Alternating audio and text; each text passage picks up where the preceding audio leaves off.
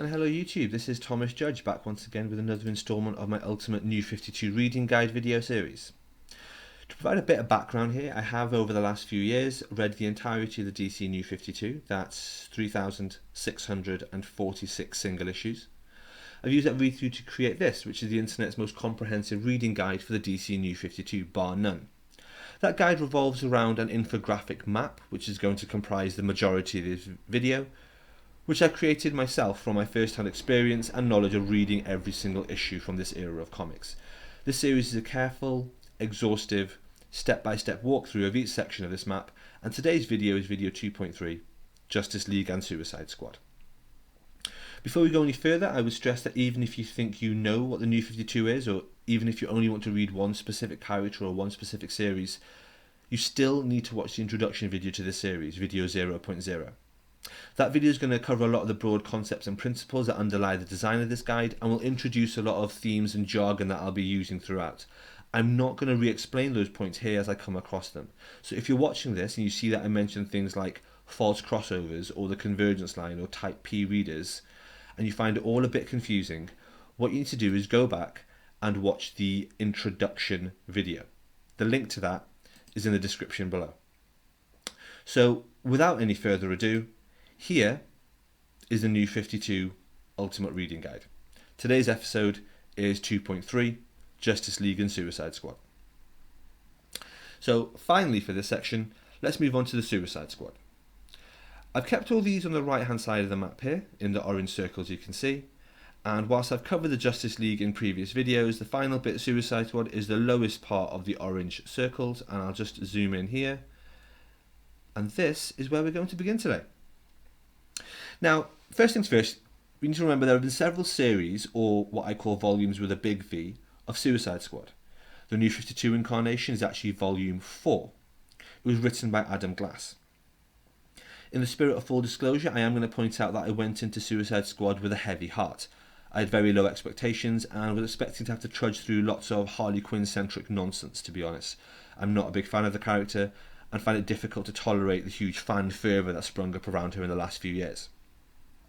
As a result, I was really pleasantly surprised to find that Volume 1, Kicked in the Teeth, this one you can see here, with Harley on the cover, was a great Suicide Squad story with a great ending. It contains issues 1 to 7, and I enjoyed it so much I even picked up the trade for my collection. It's a shame it wasn't actually released in a hardcover.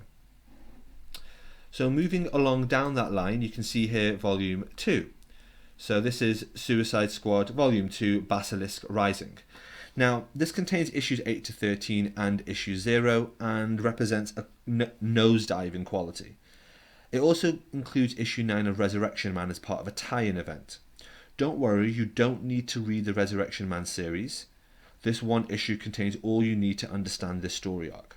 We're going to be covering Resurrection Man in video 8 when we actually go down here to the grey circles you can see here, but that's not for today.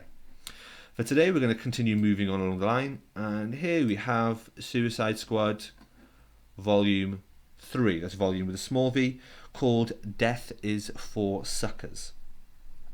It continues the story by collecting issues 14 to 19. What's important to remember here, and will throw a lot of people off the trail, is issues 14 and 15 are Death of the Family crossovers. They're included in the Death of the Family crossover event book, which we'll be discussing in video 5.1. However, it's not a real part of that crossover. It's not even really a tie-in. It doesn't even include the finale issue 17 from Batman, which every other tie-in would need to include to make sense. So it's really not something that's worth taking seriously as part of that event at all. Don't worry about it. Seriously, don't worry about it. So, moving along then, and following that line through, we get through to volume 4, which is called Discipline and Punish. This continues the story with issues 20 to 23, but as we're getting into the Forever Evil line territory, it also throws in Justice League of America 7.1 and Detective Comics issue 23.3.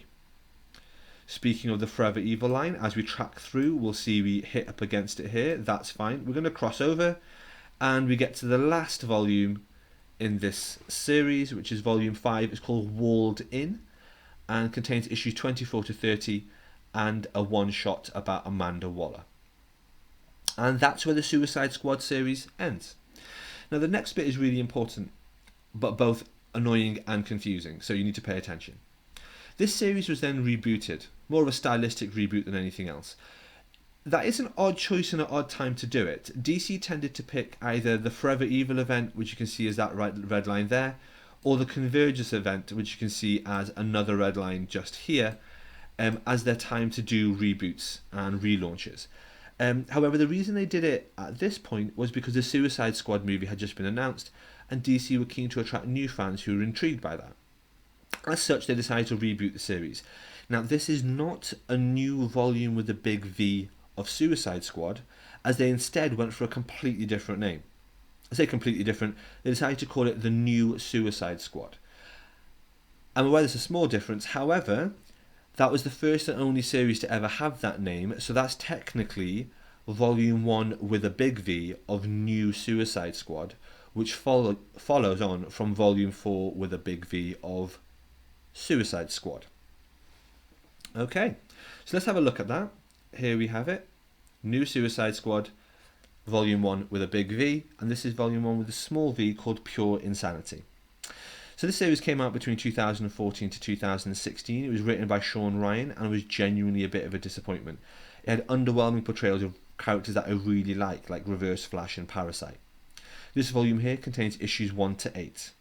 Now, you might also want to note that this is where the character of the Joker's daughter now properly joins the New 52.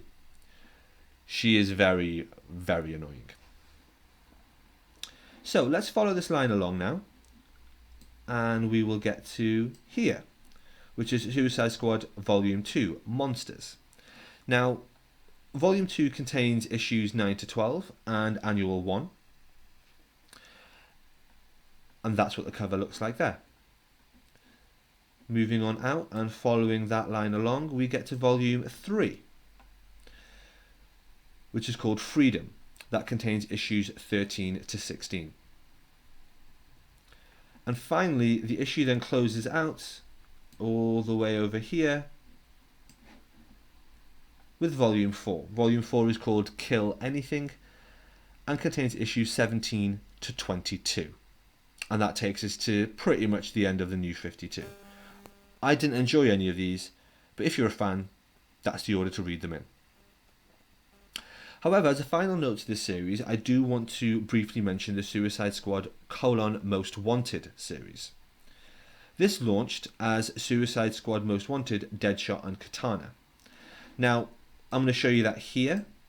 You'll notice what's happened is the map has kind of developed a little kink in it, and then it shows these four.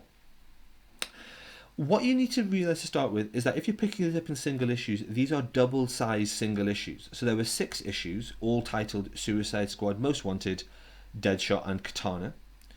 Each single issue contains a full 21-page Deadshot story and then a full 21-page Katana story. And the covers alternated between the two each month. Don't let that confuse you. Oddly enough, when they collected them, what they did is they collected all 6 Deadshot issues in one trade paperback, which I'll show you here. There, and then they subsequently connected all 6 Katana issues in another trade paperback, which is the one just next to it, which is weird. I actually like the Deadshot one a lot, so I picked it up. It's pretty good. Now, that covers the first 2 circles we can see here, but then I've got another 2 circles. You're probably wondering what those are. Well, what then happened is the series Suicide Squad Most Wanted, Deadshot and Katana, which came out in 2016, had a spiritual sequel that came out in 2017 called Suicide Squad Most Wanted, El Diablo and Secret Files. So similar to the first 2 circles that we can see here, what happened was El Diablo and Secret Files contained 2 issues in each. So it was 6 single issues you could buy in the shop, so you could get from your local secondhand comic store, and each one of those was double-sized. So each single issue contained a full 21-page El Diablo story and a full 21-page backup story. And again, the covers alternated between El Diablo here and a backup cover here.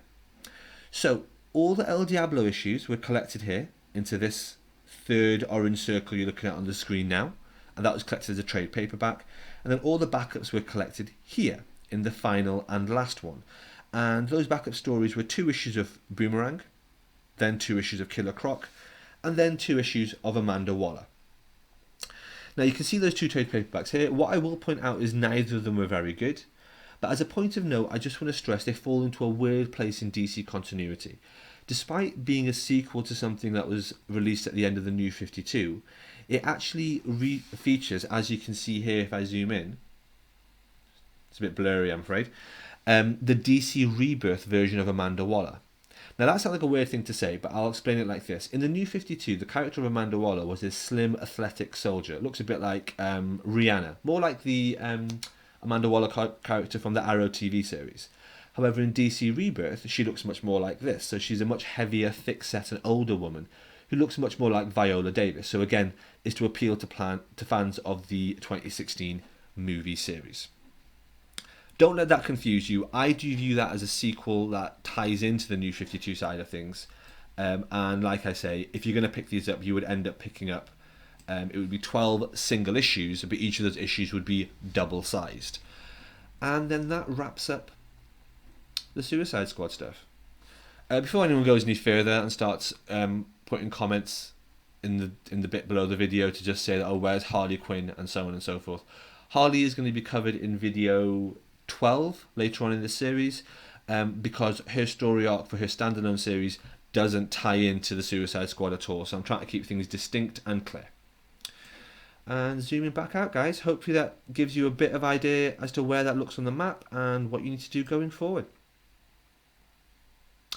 So thanks for watching, guys. I hope you enjoyed this video. As always, please like, comment, subscribe and share more widely. I'm going to be really interested to hear your thoughts on the New 52 and what you think about this video and the series of videos as it progresses.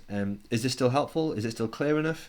Let me know in the comments below or tweet me at @IamThomasJudge. And as always, these videos are only possible thanks to supporting this channel by heading over to Amazon.com and picking up the first episode of my prose novel, No Gods or Kings, available for less than $1. It's a series of interviews from a future where superpowers are real and the entire world has changed dramatically as a result. If you have Kindle Unlimited, the first volume is completely free anyway, and I really appreciate the support. For those of you that are interested in downloading the map and infographic you can see here, I've got a nice cleaned up version without the New 52 background, so it's just on a white background. That's available on my website, nogodsorkings.com, which is in the description below as well. So whilst you're there, why not pick up the first book and support the channel? Until next time, stay classy.